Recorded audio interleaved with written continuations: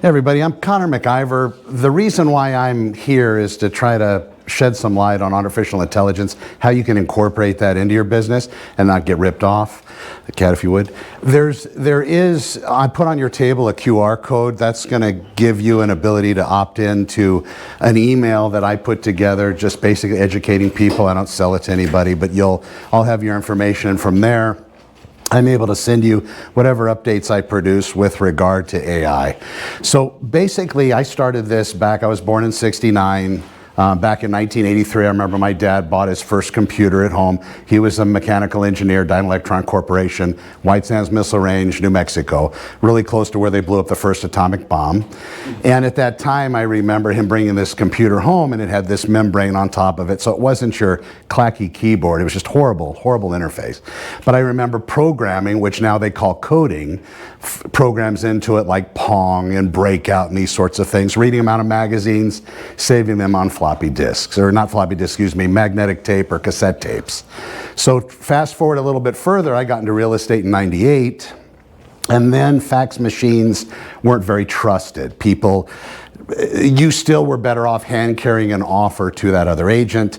It just really wasn't trusted technology. But then fax machines, they were so expensive, but then they got really cheap and everybody had them, and then that was the primary mode of communication. Moving into email. Email then was the next thing that started to come about, and people didn't really trust that. They would rather have it faxed or hand carry the offer, so that technology transformed. The way that artificial intelligence is, if you remember computers back in the day, and how many of you here, just real quick, have used artificial intelligence in doing something, ChatGPT, these others?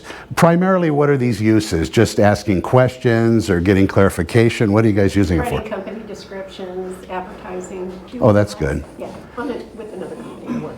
Okay, perfect. Anybody else? For descriptions on properties? Kat? I'm using it to repurpose emails and texts and things like that for recruiting. Great. Yeah, you get in. But say it in a different way.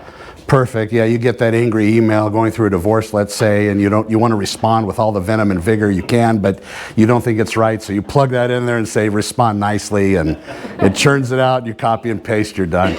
So those are great ways to use it. Really, the better way for us is to automate more of our programs, more of the things that we do, and that's going to help us actually get more business. But when people are talking about automation as far as artificial intelligence goes, they're not talking about generating leads. And that's really the biggest part of it, I think, for real estate agents. If you have your database, you should be making phone calls to people, you should be sending them emails, and you can, yes, use AI to make that better. But the automation portion of it, to basically get an incoming email or request, have it responded to quickly like a text message, and I'll show you that as well here shortly. But the computers in the very beginning, and this is where it's different, the computers in the beginning, you taught it to do something. So I would have to teach a computer how to do addition. So I would write up a program that says, okay, if I give you two numbers, I want you to add them together and then give me the product or the result.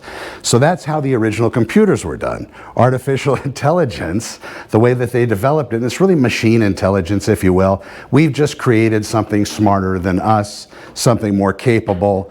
We can argue over whether it's conscious or not, but these particular mechanisms or these machines now have the capability of reasoning, thinking, considering, and they're pulling on all the world's data. We basically gave these machines all of our bad and all of our good. If you look at movie scripts, the most dramatic ones are the ones with what kind of ending? Tragic, tragedy. Those are the best. Well, these machines are learning from that. So basically, it would be like Superman coming to our planet and us not knowing that kryptonite was the thing that would kill him or hurt him, but him just revealing to the world, yes, it's kryptonite. That's my secret weapon. That's what you can use against me, Superman. The human race gave these machines all of the capability by providing them our worst and providing them our best. So, having said that, when you're using it, make sure what it's spitting out, you look at it, you read it, because it will contain crap that you might not want. It depends on where they got the information or the data to train the model. Now, it's clever Not that they didn't have enough data, but we've given them everything. Whenever you opt into Gmail, they might have a pop-up that says, we would like information from you in the future to try to improve our services. You've just basically said, okay, now you have permission to see what my habits are like. Where real estate leads are going to come into being really, really good happens to be the social media networks. Google pay-per-click ads, those are okay, but they're very expensive. Also with Google, you get a lot of tire kickers there. But somebody on Facebook and Instagram and TikTok, it's a different thing because those people have been interacting with that platform. You place an ad on there, and then they're going to know that's a verified real person for the most part. And that real person has been looking for real estate, doing some kind of an inquiry by how they talk to their friends, how they interact with their family, saying, you know, Mom, I was thinking maybe moving this week. And then that person becomes a lead and your ad appears in front of them. And there's lots of ways to do this, and I'll explain that further. The thing to really understand about real estate, AI, it's a tool. It's something that we can use. And there's a lot of different ones that incorporate artificial intelligence. That's become the new Web 2.0 word, the buzzword, everybody's using it. So what I would say is this. When you're looking at platforms out there, and Kat, if you go to the next one, when you're looking at platforms out there, make sure like Beyond or ChatGPT, these different teleprompter apps to be able to record videos a little bit better. And the pay-to-play stuff, just vet them carefully. Because some of the systems are really built around nonsense. And you'll know it when you get in there. I wouldn't pay for anything up front.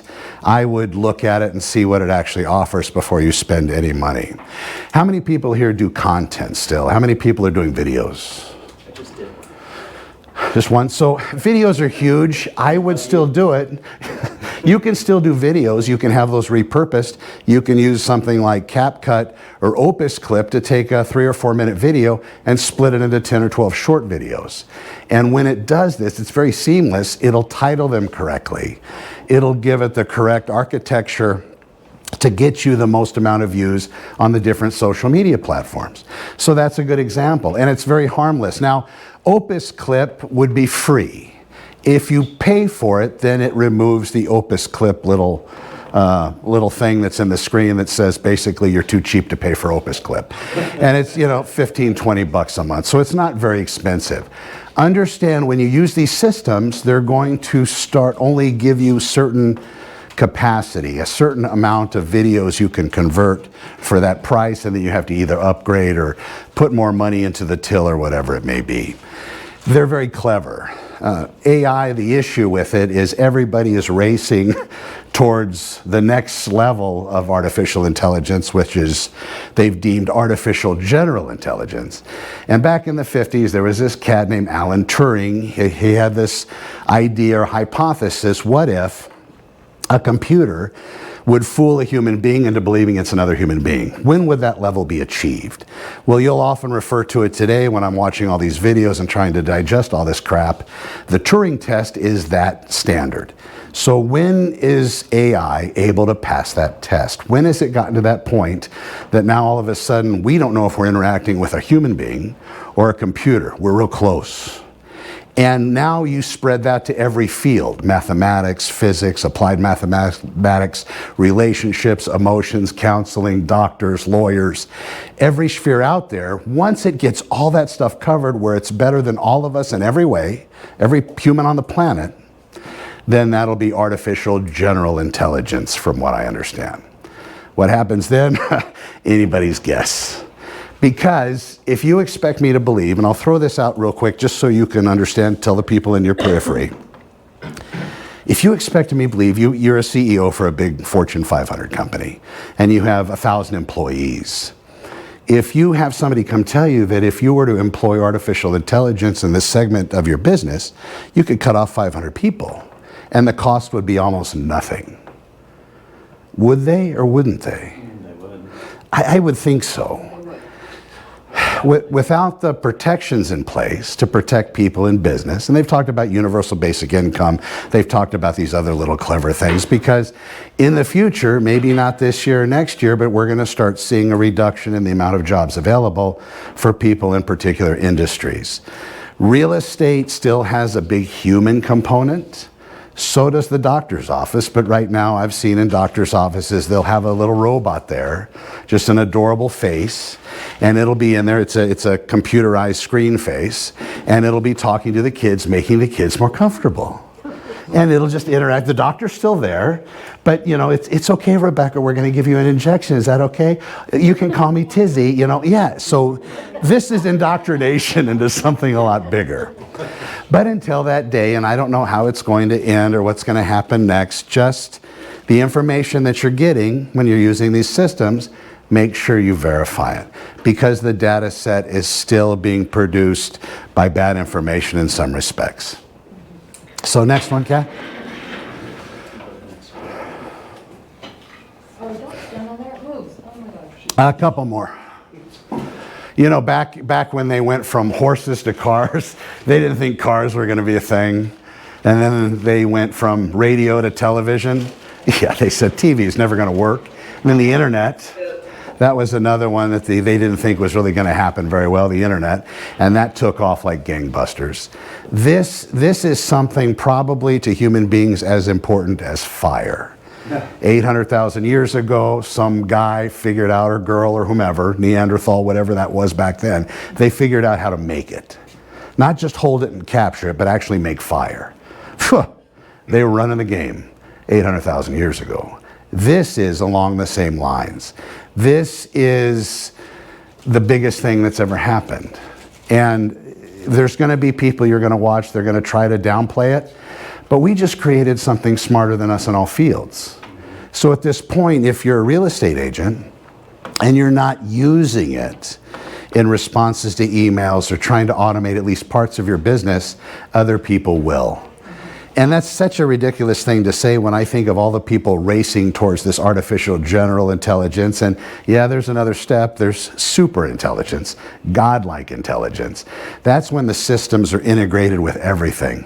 Nuclear launch codes, banking information, world governments, passwords. That's a whole different world.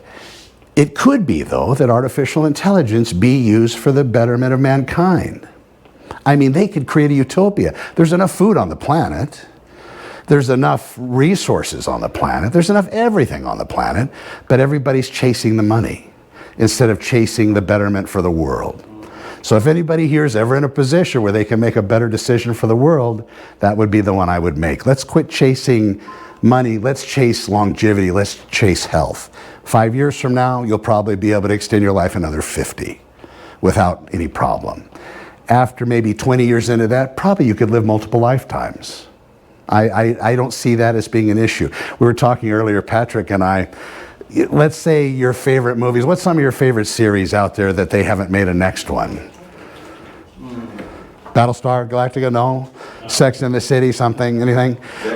Whatever, yeah. So then say Outlander. Brilliant. Before the end of this year, you'll probably be able to say to an AI, I love Outlander. I want you to make me the next season. And it will produce you a series of 10 or 12 videos that are perfectly scripted with all the actors, with plots that you can't even imagine by the end of this year. In China, for them or against them, probably against, but in China, the interesting thing is they hold their scientists up like we hold our actors up. And they're really advancing quickly. There's governments that aren't going to sign off on the agreements with AI. We think it should be unlocked and unbridled and just everybody running towards the exit sign. Other people are pulling back and saying, let's slow down. But ultimately, they deem the winner going to be the person that actually comes up with AGI first, or artificial general intelligence. Kat? So moving through, you can flip through those slides. Go ahead. How long do you think it'll be before they're using the ASI to cure cancer? Well, I mean, it's smarter than all the doctors. Why yeah, would they see, use that? this is a good example for real estate. We just need a tool that helps us write better listing descriptions, not to map our genome, right? Right. So that's more narrow AI. That's where the tool set would be even better. Instead of building this monstrosity that has everything covered, that's into everything, integrated with everything, what if we just built little systems that were tops in real estate, tops in cancer research, tops in curing and health health and longevity. Wow, what a great idea. And that's talked about a lot. There are AIs that are going to be able to solve that issue. We have patent problems though, because everybody's got to make the money. So now they've come up with regulation. If an AI doesn't have any human help and comes up with something that's able to have a patent written for it, it won't be allowed. But then the question is, how much human help? I mean, what does human help mean? Is it when the person put the AI into motion, cure this? Is that enough to get a patent for it? And then we run into the thing we've always talked about. There's always been a cure, but they just don't want to release it because they make too much money off of the medicines to try to keep somebody alive. So it's that. True or not, but yeah, what Trent's talking about, narrow AI, and that's something that's going to be right now. They have the entire protein genome mapped. They have everything. They can make specific medicines that only work for Connor. So if I have a tumor, they can make something that will go in there within the next few years that'll cure just me. They give it to Trent, it won't have the same effect. But on the other side of that, you have somebody that can create a biological weapon that'll just kill Connor. And so that's a problem too. You can get a 3D printer, you can print out viruses, you can print out all sorts of things for $20,000, $30,000. This has to be watched very carefully. So these are part of that process, and I've climbed down this rabbit hole, and I still sleep good at night. I don't panic.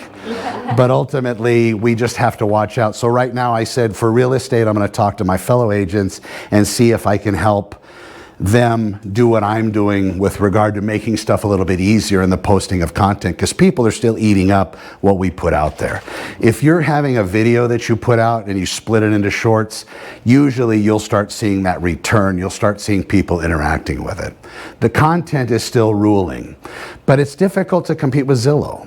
Zillow has its own artificial intelligence arm now that they're selling to agents. Back in the day when I was in real estate, AOL came on board, America Online. They had a real estate section, and I remember everybody was upset because AOL was now taking our listings and they were advertising it to the world. So there were lawsuits, it was just a mess. And then Zillow comes about a few years later and goes to the broker edge and pulls all the listings right from out from under the board, and here we are. So whether you're with Zillow or not with Zillow, that's a lead capture system, and it's pretty effective. It is pricey. Leads that you're getting for real estate on Facebook and Instagram might be $2 to $5 each, and there are systems out there that will allow it to follow. So if you go on there and I have a listing, and even if you don't have any listings, that's fine. You just go to new housing, call somebody up at Toll Brothers or one of these others, the ones that are in the MLS, call them up and say, hey, can I advertise this listing? And usually they'll say yes. And there's platforms out there very easy, and at the end, if you go to scvleads.com, you'll see that platform. And it's on everything. It's on that QR code. Once you fill that out, you'll see it. But there you could actually put up a listing, and when it goes out to Facebook or Instagram, and it makes it all for you, it goes there, and then when somebody clicks on it, they put in their phone number. That's part of the process. But then the system texts them, hi, I'm Alex. I work for Connor McIver at Realty One Group.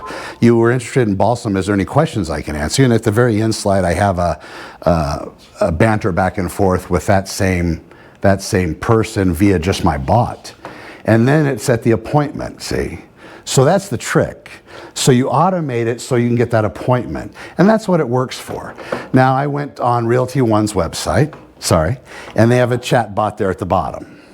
And started playing with it. Oh my God. It's really kind of high and give me your phone number to have somebody call you. There's no interaction, but what if you could go in there and you could say, how can I help you today? And then I would respond, I'd like to, do you have any 4-bedroom houses in Valencia? Oh, I sure do. Let me show you a few. And then the chatbot actually shows listings within the feed. This is now, you can do this. And then they say, well, I don't like any of those. Or what do you think about these? And then the person could respond, I don't like them. Or maybe 3 bedrooms in Canyon Country, it pulls that too. The ultimate job of the chatbot is to get the appointment. So you can see some that are built really well. A lot of that technology, this is all like brand new now. This isn't yesterday or last week. This is what's coming, the chatbot development, to build these out, to have those interactions with clients. How you get those leads is going to be more through content. If you're trying to score organically, i.e. by information you're putting together, blog posts you're writing, everybody have websites that you actually use and function? So back in the day, when 98, it's like I come full circle, nobody really had them. Then about 2008, 2009, everybody had them. They were so expensive. Now we get to the other end, people infrequently have websites, and it's not necessary. All the website does is build reputation, maybe. It builds a little bit more substantiality of you and your brand. But your social media channels all do that as well. Whatever your social media channels are, you can go in and ask ChatGPT or one of the other systems, I'm a real estate agent in Santa Clarita Valley. I want to increase my business. Can you give me some suggestions on how I may do that? And it will give you a plan. And then you can pick apart the plan. Tell me more about this option. And it all comes down to the connecting with your past clients, which everybody knows. But there might be a better way to do that as well. There's email automation with artificial intelligence also. So you can give AI your list and they'll reach out and they'll talk to people. If you're not one of those that wants to call up because you missed it back in the day asking, what your daughter name is, what's your son's name, when's their birthday, because that's something we all should have done back then, but I was crappy at it. And in calling people back or calling my past leads, I'm crappy at it. I'm just horrible at it. But there's things that AI can do. They'll drop voicemails into their box so you don't have to talk to them. I mean, if that's a problem, maybe with some it's not, but that's a big concern, I think, for a lot of agents. Real estate coaches, you watch them. I was watching Ferry yesterday, the kid. Which one? The redheaded kid, the blondish Matt? So I'm watching him and he's trying to talk about artificial intelligence, but he's throwing in terms that don't match, like Yahoo AI. Yahoo doesn't have an AI. But, so he's trying to adapt himself, but coaching's probably going to be a thing of the past. Counseling, those things, because the system has all the information it needs. For us in our business, though, we can really implement AI into certain facets of it. Maybe more narrow AI, get the chatbot going, use these other systems out there to make really good thumbnails. Kat, if you'll go forward a little bit. Yep. Keep going. So there's different types. You've heard of Gemini, probably Claude. Anybody on X, the paid for thing of X? Actually, yes. You pay for X? Yes, Yeah, so What do you think about that? I was going to ask you. X is good. It's kind of like LinkedIn. I did like ChatGPT. Asked a question, you'll probably do it. Yeah. Make it more humorous, blah, blah, whatever. And then I did X, and X in my mind won.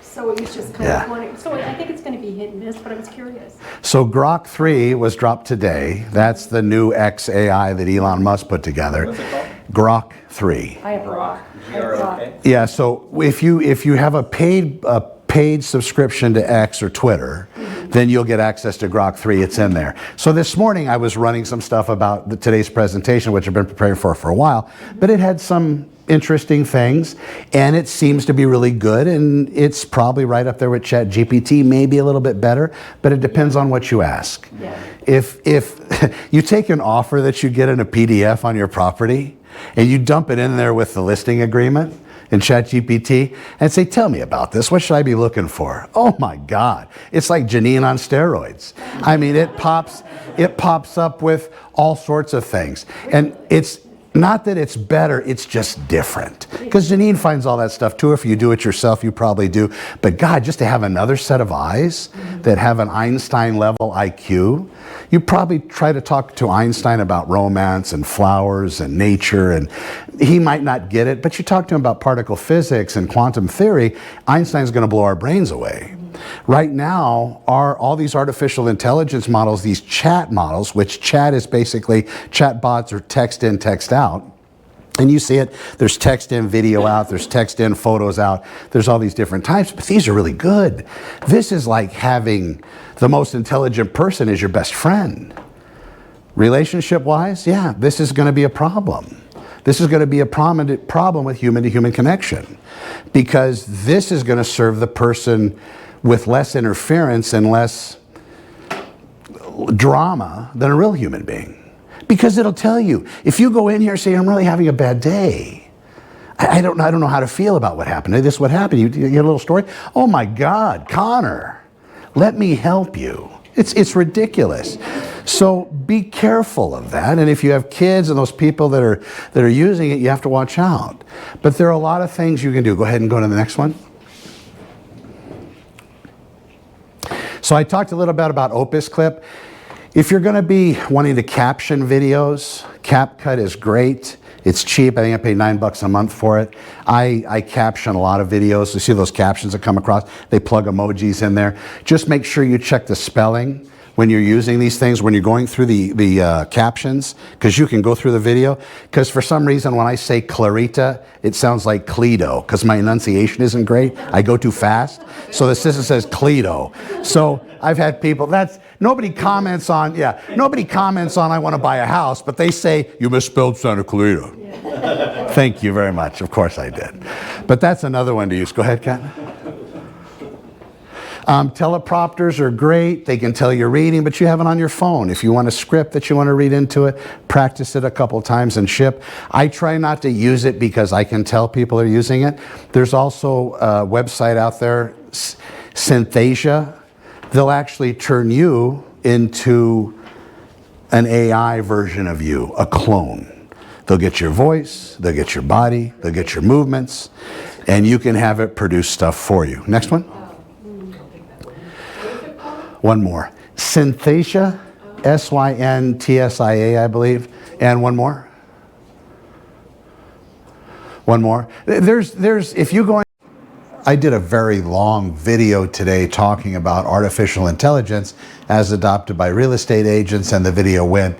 We started to talk about some of the other platforms out there as to what I actually use when it comes to my real estate business, trying to get most of the information out there, starting with content creation and even the beginning of that particular process, and then where to put those particular videos and how to get them put together, categorized properly, titled properly, and then on which syndication networks, as far as YouTube and the other platforms, where to actually do that. So one of the things that I did is I developed several different systems that are able to help with this, but I use primarily CapCut with my video editing and short generation.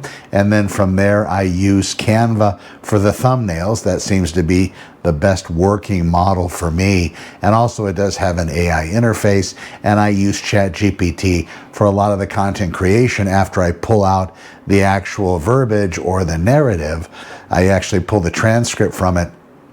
I would change that to a text file, and then I use that to generate a lot of the online content management product, and I then publicize most of that information. Then I'll take that and I will use the sitemap from my website and my blog and everything else, and I'll have CapCut, or actually, ChatGPT, pull all that information in, and then it will use that information. It'll publicize everything. It'll hyperlink all the proper text and write the right keywords, SEO optimized to the particular subject of what I'm talking about, and then it'll publicize those independent blog posts, and then it'll put that out there in those different places as I want it placed.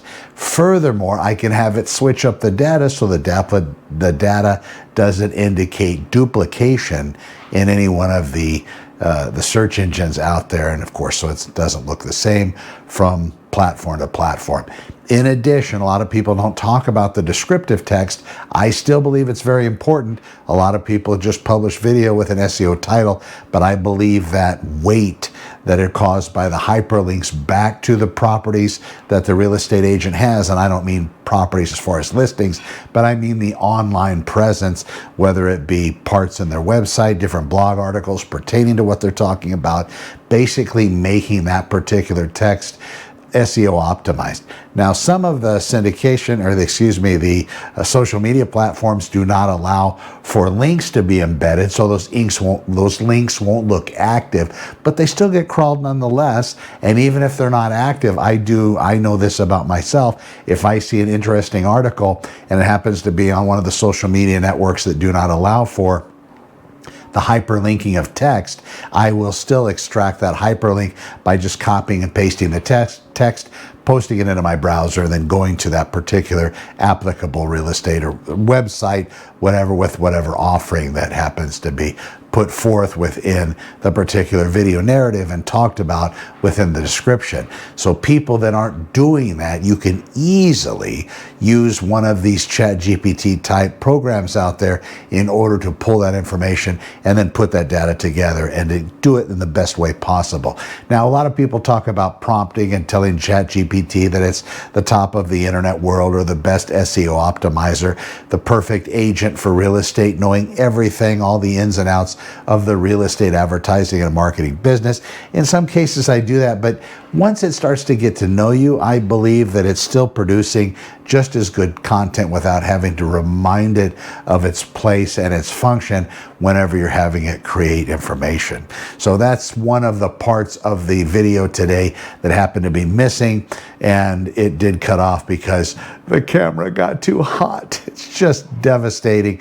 But hopefully this will help you. And somebody also asked what different platforms I use. And as I mentioned, ChatGPT is a big one for a lot of the content management, and also just asking those questions about what I need to be putting together to bring me to the front or the forefront with regard to the main questions that people are asking online pertaining to my craft. And if your craft is not real estate, but let's say construction, maybe that's the question you need to ask. If you happen to own a restaurant, maybe that's the question you should talk about. What are people eating? What are people looking for? And then also look at the negative stuff. What are people talking negatively about real estate agents? And then you can use those to post other videos, because realistically, those are the problems people are having. They're getting read online, and a lot of the agents aren't addressing them. Why, I don't know, but again, that's a good thing to ask ChatGPT, maybe with the search enabled, because then it's able to scrape and look at the lowest reviews amongst real estate agents and find out what the problem people have in the majority of the cases, and then you can use that to build content around it, and you yourself as a real estate agent answer the question in the right way and then take it from there, and then you become more front of mind for people that are looking to have some kind of a real estate interaction and having some kind of representation in the real estate world. I'm Connor with Honor. We'll see you in the next one.